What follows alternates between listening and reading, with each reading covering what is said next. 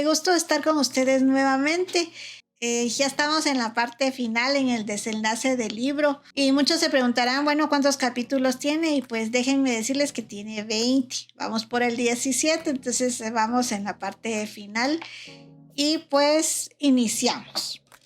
Adicciones emocionales. Con anterioridad he mencionado comportamiento adictivo para describir los tipos de conducta que se pueden desarrollar cuando una persona ha sido objeto de abuso y tiene una naturaleza vergonzosa. En esta sección me gustaría tratar específicamente con lo que llamo adicciones emocionales y cómo romperlas. En este contexto, una adicción puede definirse como una conducta compulsiva, con frecuencia en respuesta a algún estímulo, sin pensarlo conscientemente. Las personas que han sufrido tienden a reaccionar en vez de accionar.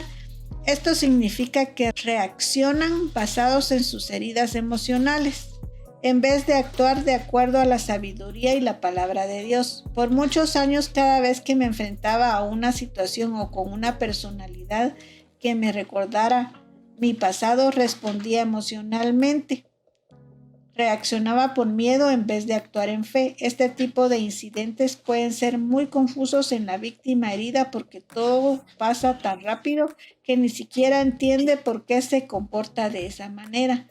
Por ejemplo, la persona que me maltrató tiene una personalidad fuerte y dominante. Fui sometida a muchas manipulaciones y control durante mi niñez. Decidí y me prometí a mí misma repetidas veces que cuando fuese lo suficientemente grande como para irme de casa y arreglármela sola, nadie me iba a controlar de nuevo. En los años subsiguientes tuve una idea distorsionada de la autoridad.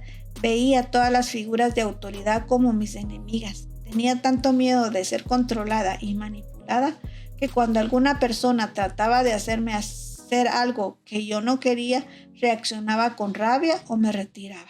Generalmente los incidentes eran por cosas sin importancia, hasta una sugerencia de alguien que no estuviera en línea con mis deseos me podía hacer reaccionar violentamente. No entendía mis reacciones como tampoco los demás.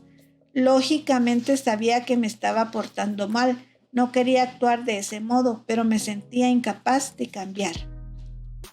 Dios me empezó a enseñar acerca de las adicciones emocionales, mostrándome que en cierta medida, así como la gente se hace adicta a algunas sustancias químicas en su cuerpo físico, drogas, alcohol, nicotina, cafeína, azúcar, también pueden desarrollar adicciones mentales y emocionales. Recuerde que una adicción es un comportamiento compulsivo hecho sin pensarlo.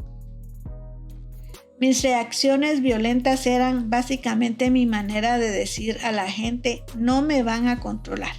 Tenía tanto miedo de ser controlada que reaccionaba excesivamente en cada situación tratando de protegerme cuando no había ningún problema real. La rabia decía, no te voy a dejar que me controles. Y el rechazo decía, no te voy a permitir que te metas conmigo.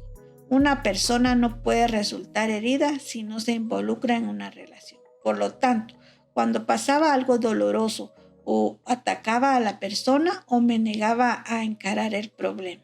Ambos comportamientos son desequilibrados y no bíblicos. Solamente aumentan el problema de adicción alimentándolo.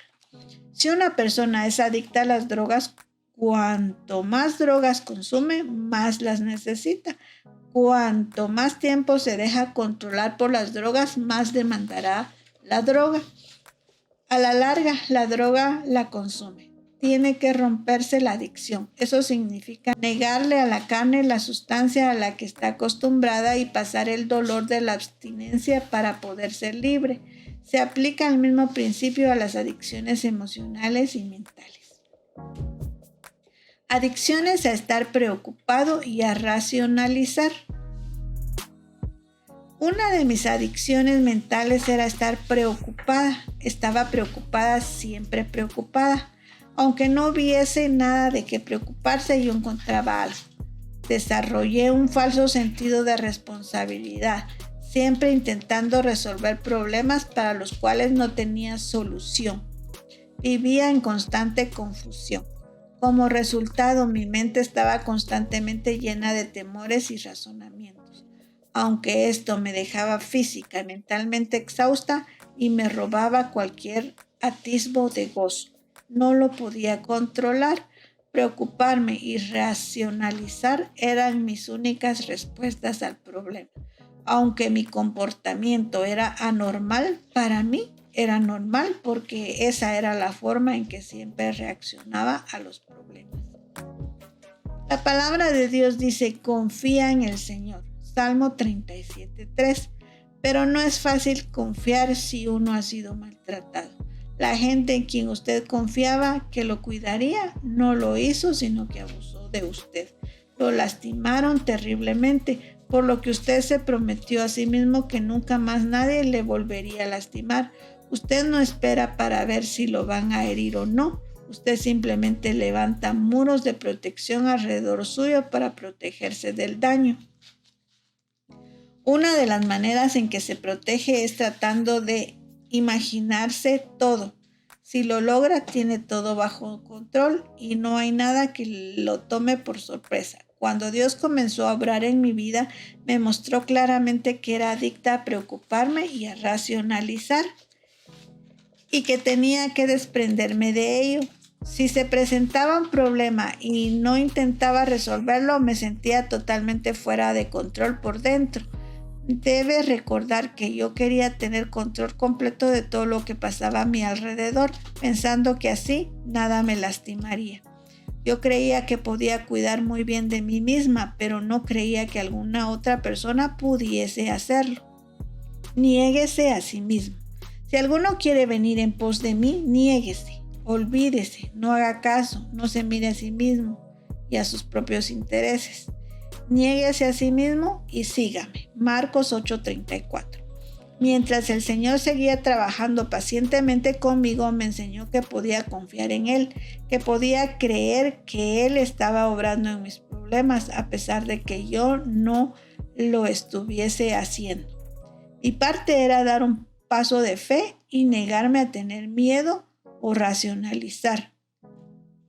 Tenía que negarle a mi mente la conducta negativa a la que estaba acostumbrada. Con el tiempo, en la medida que lo fui haciendo, me fui liberando hasta quedar totalmente libre. Tuve algunos síntomas, sentimientos de temor, estar fuera de control y hasta me sentí estúpida. El diablo intentará cualquier cosa para mantener esclavizada a una persona, hasta hará que se sienta ridícula. En Marcos 8:34 Jesús nos enseña que para poder seguirlo a Él debemos negarnos a nosotros mismos y seguirlo a su manera, no a la nuestra. Mi manera era ocuparme de mí misma. Su manera es que depositemos toda nuestra vida en Él y aprendamos por experiencia que Él nunca nos dejará ni nos abandonará. Hebreos 13:5. Para aprender esta verdad tuve que deponer mi manera. Como un niño frágil, he calmado y acallado mi alma. Como niño destetado en el regazo de su madre, como niño destetado reposa. Deja de batallar en mi alma. Salmos 131:2. Evidentemente el salmista estaba consciente de lo mismo que estamos analizando en este capítulo acerca de romper adicciones. Hasta menciona la fragilidad de su alma. Generalmente al alma se la define como la mente, la voluntad y las emociones. En este pasaje vemos que esta área se puede hacer adicta a cierto tipo de comportamiento. Así como el cuerpo se puede volver adicto a cierto tipo de sustancias, al negarle a mi mente el poder de temer y racionalizar, depongo mi adicción mental, así como el infante tiene que dejar el pecho, y así como el niño llora y hace cualquier cosa para volver al pecho o al chupete, también yo me enojé y luché y tuve compasión de mí misma. De vez en cuando tuve ataques de temor, pero seguí conformándome a la manera de Dios hasta que estuve totalmente liberada de hacerlo a mi manera. Jesús dijo que Él había venido a liberar a los cautivos. Lucas 4:18. Y que a quien el Padre libera sería verdaderamente libre. Juan 8:36. Qué precioso capítulo. Y es que aquí vemos que nosotros tenemos que someter nuestra voluntad a la voluntad del Padre. Esa es la única manera de poder lograr el éxito, ya que la voluntad de Dios siempre será mejor para nosotros que lo que nosotros queremos para nosotros mismos. Entonces vemos la importancia de poder descansar en el Señor, confiar totalmente en Él, que Él nos ayudará.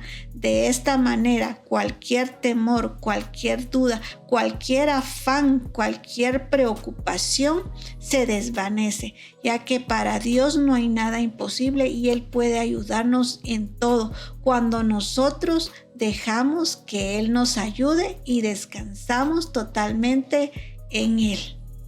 Gracias por acompañarme. Bendiciones, un abrazo, hasta pronto.